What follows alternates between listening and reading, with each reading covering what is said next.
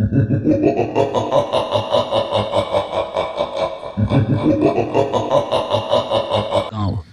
कुसुमपुर।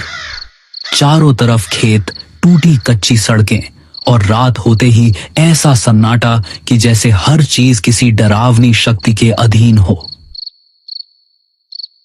यहां गांव में कुछ दिनों से रात में लोग एक एक करके गायब हो रहे हैं और इन्हें कौन गायब कर रहा है ये कोई नहीं जानता। इस वजह से यहाँ के लोग रात में बाहर निकलने से डर रहे हैं। वीरेंद्र शहर में रह रहा था। उसके पिता की हाल ही में मौत हुई थी और अब उसे अपने पुश्तैनी घर और जमीन के कागज पूरे करने के लिए कुसुमपुर लौटना पड़ रहा था। शाम का समय था। आकाश में हल्की धुंध थी और सड़कें लगभग अंधेरी। वीरेंद्र ऑटो में बैठा गांव की ओर बढ़ रहा था। ऑटो वाला चुपचाप ड्राइव कर रहा था। धीरे धीरे गांव के मुख्य चौक पर पहुंचा। वहां का दृश्य वीरेंद्र को हैरान कर गया। पूरे गांव में सन्नाटा था। कोई दुकानदार नहीं, कोई आदमी नहीं। चौपाल खाली थी। कुत्ते भी अपनी जगहों पर भौंक रहे थे। वीरेंद्र ने ऑटो वाले से कहा, भैया आप जाओ। ऑटो वाला सिर हिलाकर चुपचाप वहां से चला गया। वीरेंद्र अपने पुराने घर की ओर बढ़ा। पुराने रास्ते, टूटी सीढ़ियां और जर्जर दीवारें उसे बचपन की याद दिला रही थी। घर का दरवाजा अजीब तरह से बंद था। वहीं उसे अपनी बचपन की दोस्त मंजरी दिखाई दी। मंजरी अब अकेली रह रही थी। उसका चेहरा थका हुआ और डरावना लग रहा था। मंजरी ने धीरे से कहा, और वीरेंद्र, इतने साल बाद कैसे हो? क्या हालचाल है? और यहाँ आना कैसे हुआ? हाँ मंजरी, मैं ठीक हूँ। मैं बस अपनी पुश्तैनी जमीन का कुछ काम पूरा करने आया था। लेकिन यह बताओ, ये गांव में इतना सन्नाटा क्यों है? वीरेंद्र, हर रात यहाँ कोई ना कोई आदमी गायब हो जाता है। कोई आवाज नहीं, कोई निशान नहीं। बस सुबह जमीन पर एक काला निशान मिलता है, जैसे किसी ने उन्हें जला दिया हो। वीरेंद्र ने हंसकर कहा, मंजरी, ये सब मनगढ़ंत बातें हैं। गांव वाले डरावनी कहानियां बनाते हैं। अगर तुम इसे हल्के में लोगे तो शायद बाद में पछताओगे। रात में बहुत अजीब चीजें होती हैं। आवाजें, परछाइयां और कभी-कभी नाम पुकारने वाली आवाजें। वीरेंद्र ने उसे शांत करने की कोशिश की, लेकिन उसके मन में डर बैठ गया। वह जानता था कि रात अब शुरू हो चुकी है और गांव का सन्नाटा धीरे धीरे उसे अपने घेरे में ले रहा है। रात गहरी होने लगी। वीरेंद्र घर के पुराने कमरे में बैठा धुंध से ढकी खिड़कियों के बाहर झांक रहा था। हर खिड़की पर अजीब सी परछाइयां गुजर रही थी। कभी हवा में फुसफुसाहटें, कभी दीवारों के पीछे किसी का नाम पुकारना।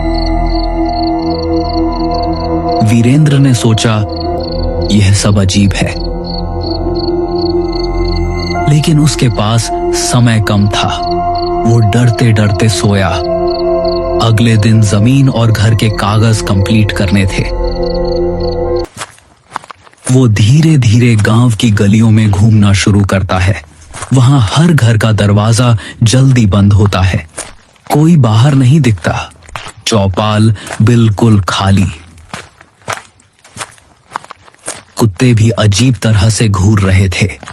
वीरेंद्र ने महसूस किया कि जैसे हर कोई डर के साए में रह रहा हो। तभी उसे गांव का पुराना पंडित दिखाई दिया। पंडित बुजुर्ग और गंभीर थे। उनका चेहरा समय की मार झेल चुका था। पंडित ने वीरेंद्र को देखते ही गंभीर स्वर में कहा, वीरेंद्र, तुम यहाँ क्या करने आए हो? पिताजी के जमीन के कागज पूरे करने। लेकिन ये सब अजीब क्यों है? यह गांव शापित है और यह श्राप उसी जमीन से जुड़ा है जो तुम्हारे परिवार की थी। वीरेंद्र हैरान रह गया। उसने पूछा, कैसा श्राप? तुम्हारे दादा ने इस जमीन पर एक मंदिर गिरवाया था। उस मंदिर में एक रक्षक की आत्मा थी जो गांव की रक्षा करती थी। जब मंदिर टूट गया, आत्मा कैद हो गई। अब यह हर रात किसी इंसान की आत्मा खींचती है ताकि अपनी कैद से मुक्त हो सके।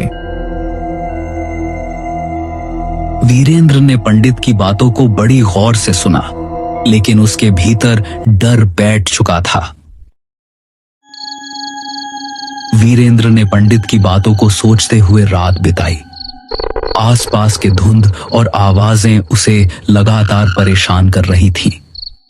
दीवारों के पीछे फुसफुसाहटें, हवाओं में नाम पुकारने की आवाजें और खिड़कियों से गुजरती काले साए उसे मानसिक रूप से कमजोर कर रहे थे।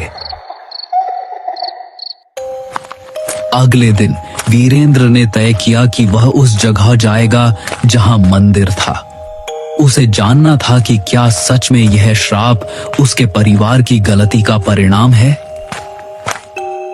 वीरेंद्र, मत जाओ वहां, यह खतरनाक है। तुम्हें शायद बचकर नहीं निकल पाओगे। मुझे सच्चाई जाननी है। अब डर कोई काम नहीं आएगा। रात का समय था।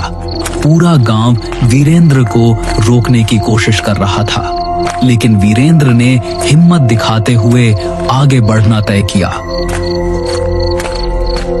वीरेंद्र उस जगह पहुंचा। चारों तरफ जली हुई मिट्टी, टूटी दीवारें और बीच में एक पुराना बुझा हुआ दिया पड़ा था। वीरेंद्र ने धीरे से दिया जलाया। जैसे ही लौ उठी, जमीन हिलने लगी। हवा में सिसकारियां गूंजने लगी। वीरेंद्र का मन डर से कांप रहा था। तभी मंजरी वहां पहुंचती है, लेकिन उसका चेहरा बदल चुका था। उसकी आंखों में अब शैतानी शक्ति दिख रही थी। मंजरी इंसान नहीं थी, वो वही राक्षस की आत्मा थी जो मंदिर टूटने पर कैद हो गई थी। सालों से मंजरी गांव के लोगों को मार रही थी ताकि उन्हें अपने अंदर खींचकर श्राप से मुक्त हो सके। लेकिन अब वीरेंद्र के लौटने से उसकी कैद पूरी तरह टूटने वाली थी। मैं अब तुम्हें नहीं छोड़ूंगी। तुम्हें निगलने के बाद मैं इस श्राप से मुक्त हो जाऊंगी। नहीं, मुझे छोड़ दो। लेकिन आसपास धुआं फैल जाता है। धीरे धीरे वीरेंद्र गायब हो जाता है।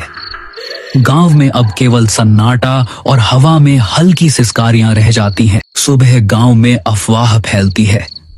वीरेंद्र भी उस राक्षस के चंगुल में फंस गया। गांव के लोग अब और अधिक डर के साए में जीने लगते हैं। कुसुमपुर की धुंध अब और घनी हो जाती है।